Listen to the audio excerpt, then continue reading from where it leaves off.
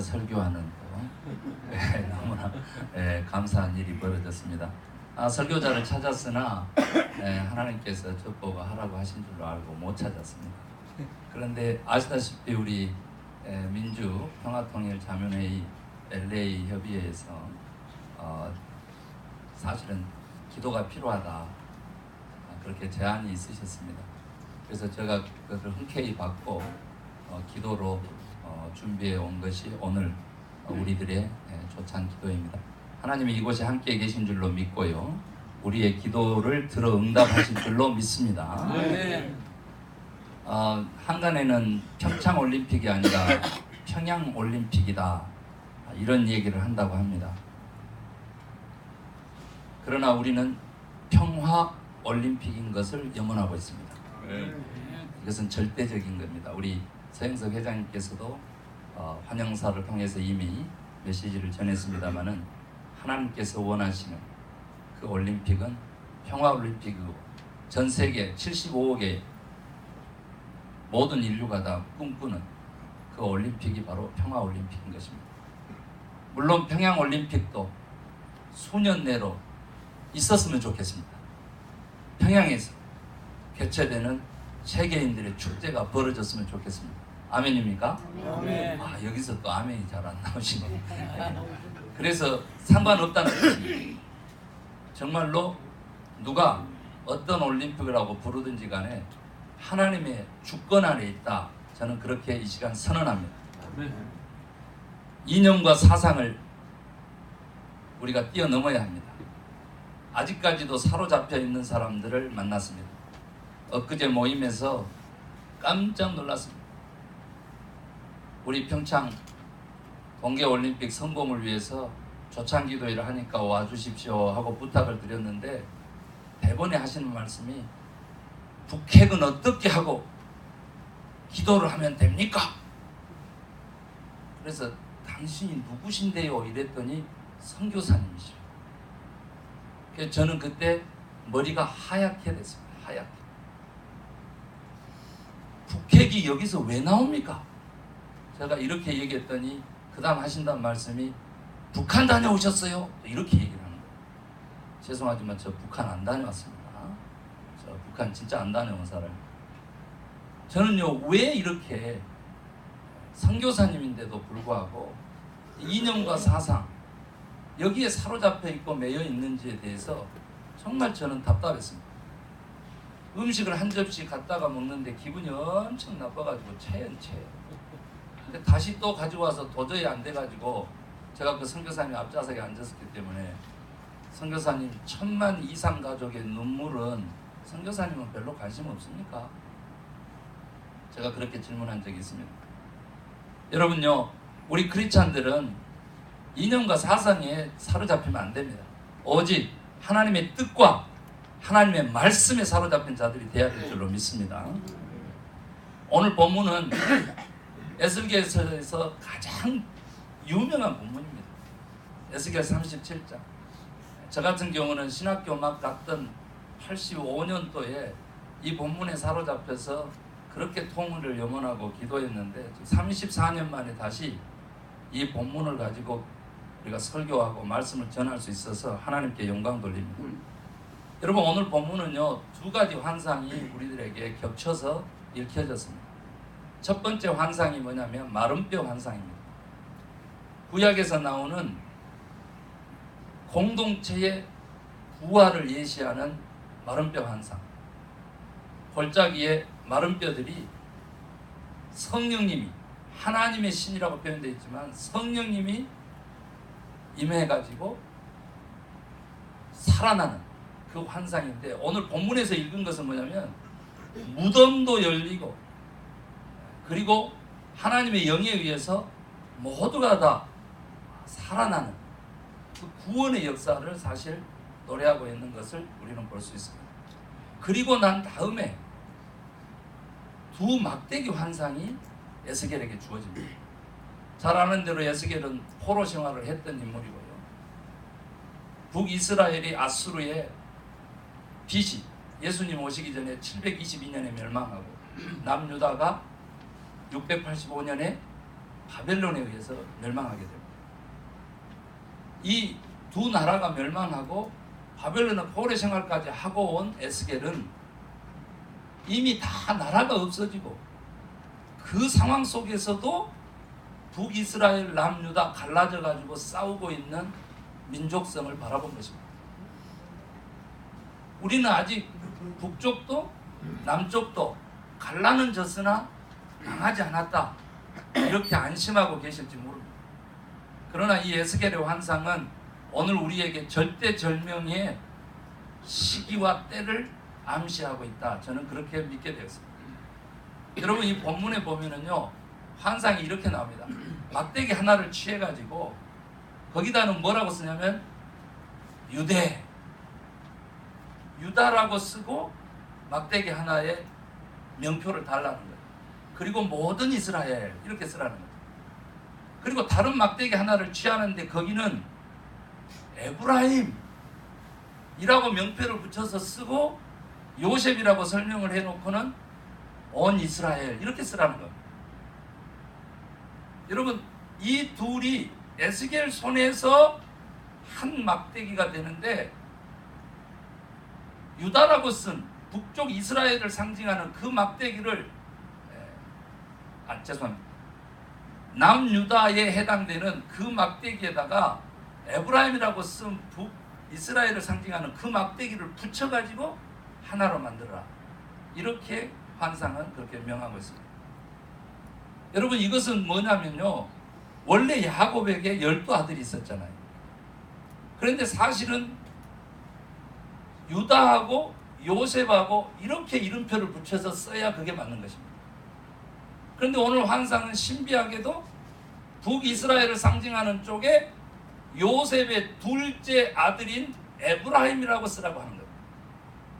여러분 잘 아시는 대로 기근이 들어가지고 요셉이 먼저 외국으로 가고 야곱이 모든 족속을 데리고 외국으로 가지 않습니까? 그렇게 해가지고 야곱이 죽으면서 축복을 하는데요. 두 사람이 성경에서 특별 축복을 받는데 한 사람이 유다입니다. 그리고 한 사람이 바로 에브라임입니다. 신비하잖아요. 그래서 예수 그리스도는 유다의 혈통을 타고 이제 나타나게 되고요. 또 유다라고 하는 인물은 아시다시피 야곱의 12아들 중에서 장자도 아닌 것입니다. 더구나 며느리하고 그 자식의 계보를 낳는 며느리하고 그렇게 잠자리를 가진 그 인물임에도 불구하고 창세기는 놓치지 않고 또한 37장에 갑자기 요셉 이야기를 36장부터 풀어나가다가 갑자기 유다 얘기를 끼워넣습니다. 이것은 이스라엘에 흐르는 하나님의 그 구원의 메시아적 계보를 위한 것인데요. 오늘 여기 에스겔의 환상도 그 하나님의 구원 계획에 하나도 벗어나지 않습니다. 그런데 여기서 우리 한민족을 향한 애언이 있다라고 저는 그걸 발견했고 오늘 이 아침에 그 하나님이 주신 애언을 저는 오늘 선언하고자 합니다. 그것은 뭐냐면 바로요. 유다하고 비견되는 요셉이 아니라 요셉의 둘째 아들 에브라임으로 명표를 붙이라고 한 것은요. 지금 마치 한반도의 상황하고 그렇게 맞닿아 있다는 것입니다. 여러분 지금 북한을 이끌어가고 있는 김정은이 몇 살입니까? 32입니다. 자녀 세대입니다. 이 남한을 이끌어가고 있는 대통령과 비교해서 극명하게 오늘 에스겔이 봤던 이 환상하고 그렇게 같이 맞닿아 있는 것입니다. 우리 한민족의 통일은 만약 우리나라가 하나님의 선교적 도구, 그 선택한 민족으로, 선교 민족으로 만약에 택함을 입었다면 이 에스겔의 환상은 오늘 이 아침에 우리들의 기도를 통해서 이 김정은 때에 반드시 통일될 것이라고 저는 그렇게 선언하는 것입니다. 그리고 그 통일을 우리가 지금 염원해야 된다라고 저는 그렇게 믿습니다. 여러분요, 세계 역사를 보면은요, 이 꿈을 가졌던 민족의 연합이라고 하는 이 꿈을 가졌던 유대인들이 세계 제1의 강국 로마를 점령합니다. 그래서 로마로 선교의 촛불이 옮겨가고 로마가 전 세계를 지배하게 됩니다. 이 다시 선교 제1국이 어디로 되느냐? 영국으로 되는데 영국이 세계를 지배합니다. 선교 제1국이 어디냐? 미국이 됐는데 미국이 전 세계를 지배합니다. 지배한다는 말 죄송합니다만 이끌어갑니다. 우리가 선교 2국이 됐는데요. 3년 전에 이미 브라질에게 그 선교 2국을 지금 뺏겼고요. 이제는 시대 전망하는데요. 중국의 선교 제1국을 뺏길 날이 멀지 않았다. 그렇게 얘기합니다. 중국의 자생으로서요. 삼자교회를 통해서 지금 중국 크리스찬들이 1억 명을 넘어섰습니다. 앞으로 10년 내로 동남아 지역에서만 기독교인들이 10억 이상 늘어날 것으로 그렇게 선교부에서는 전망하고 있습니다.